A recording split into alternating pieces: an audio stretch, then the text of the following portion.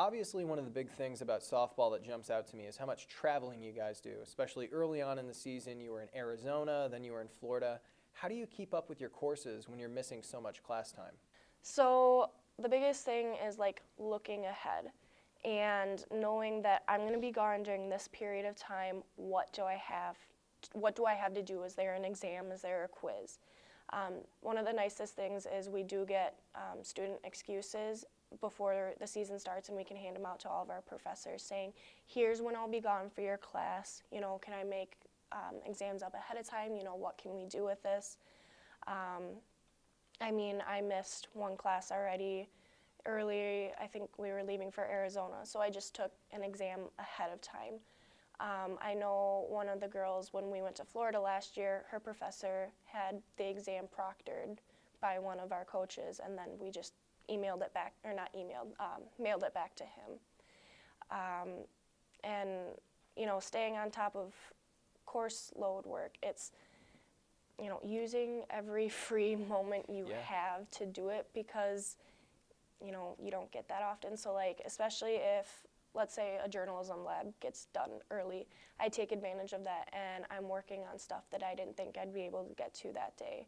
And, you know, just not being lazy with your time. Yeah, absolutely. I feel like with sports and having to do all this, you kind of gain that ability to know what time to use. With all the traveling that you guys do all over the country, how do you keep up with your classes when you're missing so much class?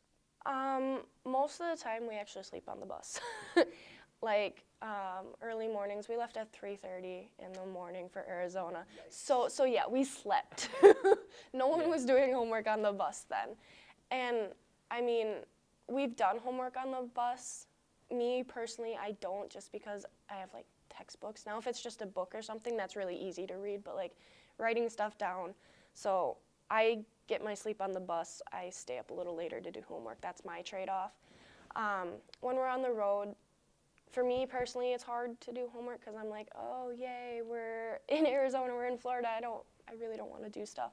But some of the other girls, they do a really good job of like bringing stuff with them. Either they're in the hotel room working on stuff, or they'll be down in the lobby. They utilize their time well. And I mean, even I'll pick up a book and read every now and then, but stuff like that. Obviously, you've got a really immaculate GPA. You've got fantastic grades. So I've got to ask, what's your secret? What's the big strategy for keeping school and sports balanced? I hate to say it, so I'll put this out there and I'll find a different secret. But like, I swear to God, a lot of my life is softball and school. And I've gotten better with my social life, but honestly, that's what takes up most of my time is softball and school. I typically don't, you know, have extra free time to hang out with friends. Like, hanging out with friends is hanging out with friends at softball practice, at a softball game. But a lot of it is my organization and my perfection, which sometimes works to my advantage, you know. I write everything down that I have to do. I have a calendar in front of my desk. Like, here are all my major assignments. Here's when they're due. Any appointments, sort of stuff like that. Yes, I color code. One of those people. Shocker. Yeah. And writing down assignments in my journal and stuff like that, and just being super organized. You know, binders with tabs and stuff like that, just so I know where everything is. When everything's due, I'm not going to be shocked by this exam or big project, because I've known about it for weeks, and it's been in the back of my head. Having two majors, a minor, and a sport to play, I mean, is there really even time for a social life? I'm lucky to go home once a month when season hits, and it's the same, you know, with like seeing my boyfriend. Unless he wants to drive up here, it's once a month if I'm lucky.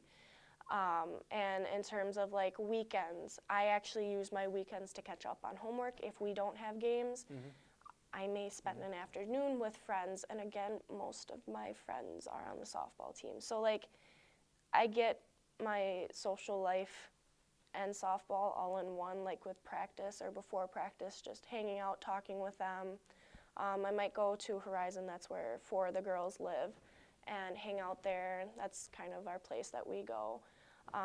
But it's very limited in this season. Definitely in the fall, I have a little more flexibility and freedom, but I know I don't have as big of a social life as other people do. Well, that's great, Natalie. Thanks for joining us, and we wish you and the softball team all the best of luck this year.